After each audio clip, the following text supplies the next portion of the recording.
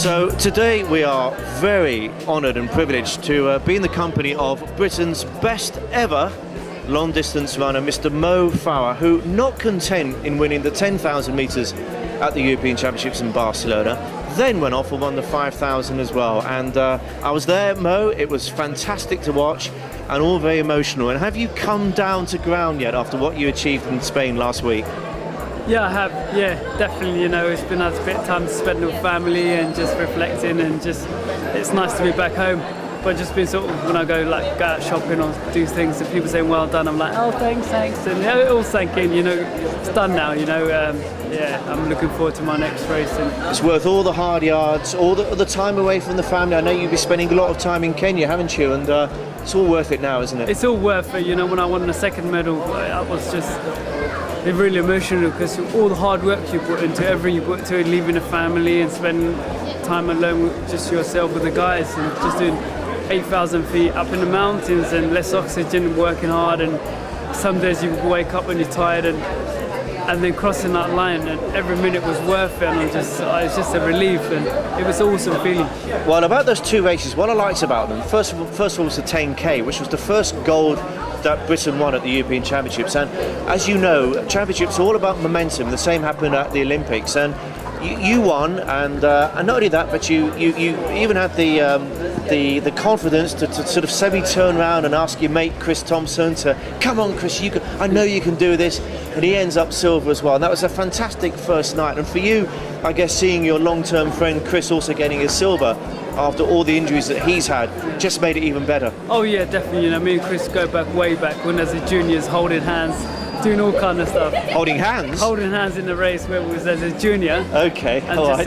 You don't do that anymore, do you? We don't do that anymore. Okay. No. We just share the sort of prize money. We share it. We're going to get selected first and second anyway.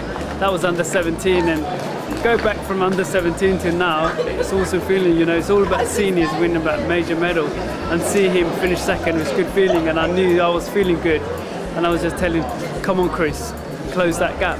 I mean, what made you do that? I mean, was it a spur of the moment thing? You actually kind of half turned round. Yeah, I just felt like it'd be amazing if you finish first and second, or Chris gets medal here.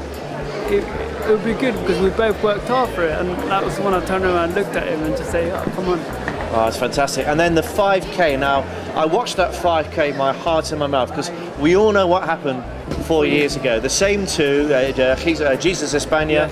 Yeah. What a name that is, by the way, Jesus España from Spain. And he beat you by a blink of an eye on the line, didn't he, in the final 4 years ago? And this time you made sure, didn't you, mate? You just absolutely left him for dead. Yeah, you know, 4 years ago I got beaten less than half a second, and it just narrows margin, and if you take that with you for 4 years thinking about it, and in that race I was thinking about 4 years ago, this is what happened, this is what I need to do, I need to wind up, I need to get rid of him because he's got a fast finish. And every last lap I was just thinking, he's still there, I'm not going to let him beat me. Like 4 years ago, in my head I was thinking, and then when I was 200 meters to go, he's still there. And then as soon as we got around the bend, that's when I put a kick in and just say, look, I've got to go here, all out, and then keep kicking. But I didn't know how much gap I had, and when I crossed the line, I was like, have I won? Did you think he was like right behind you, breathing down your neck? Oh yeah, I was thinking he's You could have turned round. Mate, I just didn't want to take any risk. I just wanted to go as hard as I could and get across the line first, and that's all I was thinking about. He's maybe still there, just keep working. A lot of people will know this already, that of course you weren't born here, you were born in Somalia, and you came over at the age of 9, is that right? Yeah, that's right. And you couldn't speak a word of English at 9, because there's I swear there's not a hint of any sort of African accent, and you sound like a Londoner. And yet you couldn't speak a word at the age of 9, so that was quite daunting, I would have thought, for you. And it's a long time ago, but it must have been very daunting for you to come to a big strange country like this, not saying hello, goodbye, thank you, or anything. Yeah, it's really hard, but you know, I've learned my manners and then went to the right school, but it was difficult at the beginning, thinking back and just turning up, and all I wanted to spend is a bit of time with my father. Didn't see much of him, so all I wanted to do was just stand by to him. I never thought I'd be an athlete myself. I wanted to play football, and all I dreamed was about playing football and that. But then I went to school, and then looking back over the years, if you would have said to me, look, 15 years old or 16 years old, you were going to be European champion, I would have loved it. But it's, you know, it hasn't been easy, and making the right decision, and always in life, when you make a decision, it's never an easy one. And I'm glad to have made the right decision. Well, you've certainly made the right decision, Mo. Now, you may be aware there's a certain Olympic Games in a couple of years' time. Now, obviously, you know, your job isn't done, your work's not finished, Mo. It was another stepping stone, really, Barcelona, wasn't it? Oh yeah, definitely. You know, this is stepping stone. This is what you got to take. This gives me a lot of confidence. You got to put this behind you. You got to get ready for the Worlds. That's what I've got to do. Got to mix in with these guys and then get ready for 2012. You know, 2012 is not too far away. It's every athlete's dream to go to Olympics.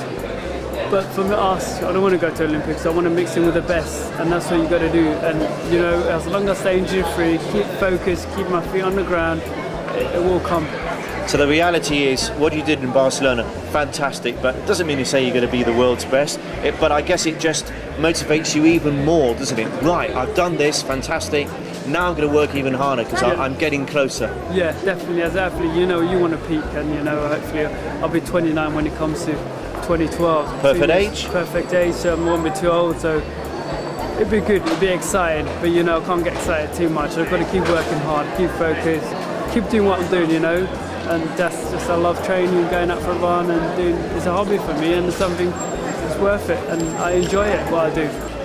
So you mentioned you wanted to be a footballer. Any particular team? Oh yeah, Arsenal. Of course, Arsenal. Now, we're at King's Cross St Pancras. We're very close to the Emirates Stadium. I can see the excitement on your face. And there's a really nice story that hopefully you're going to share with us now concerning Arsenal and your week winning gold medals at the European Championships in Barcelona. Yeah, I couldn't quite believe it myself. I won the 10K, finished the line, and then walking through. And Catherine Mary goes, "Oh yeah, you got a message for someone." I went, "What?" She goes, "The man." Who can it be? She goes, she read the message, and she goes, "Oh yeah, I know you're an Arsenal fan, and good luck, well done for your 10K. Sorry, it was after my 5K. Well done for your 10K, blah blah." And then he goes to "Good luck in the 5K. You're sincerely Arsene Wenger." And I just couldn't believe it, and I went, "You joking? Arsene Wenger?" I said, "He doesn't have a clue about me." And it was just awesome feeling to know someone, the team that you support, the manager, you see how it works in place, to know me and to say, "Oh, good luck." It's just incredible. So would you be like sort of starstruck kid if you were like, you know, shaking hands with Fabregas and Van Persie and all that lot? Oh yeah, it'd be awesome. Wait, if I got on that pitch, it'd be an amazing feeling. I thought it was a feeling going to be winning the 2 goals or what, getting on the pitch. Well, you may not be as good a footballer as the rest of them, but you'd be able to last the pace for 90 minutes anyway, I would have thought. Yeah, I could run around, but I'm sure them guys are just top class.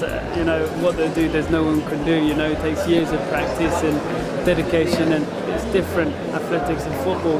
But I probably could run around the pitch while they're playing. Well, I think you've probably made the right choice, Mo. In fact, I know you've made the right choice. So, many congratulations. Can't wait to see you compete for the rest of the summer, and obviously next year the Worlds and the big one, London 2012. And, oh yes. Wish you all the very best, Mo. Thank you very much.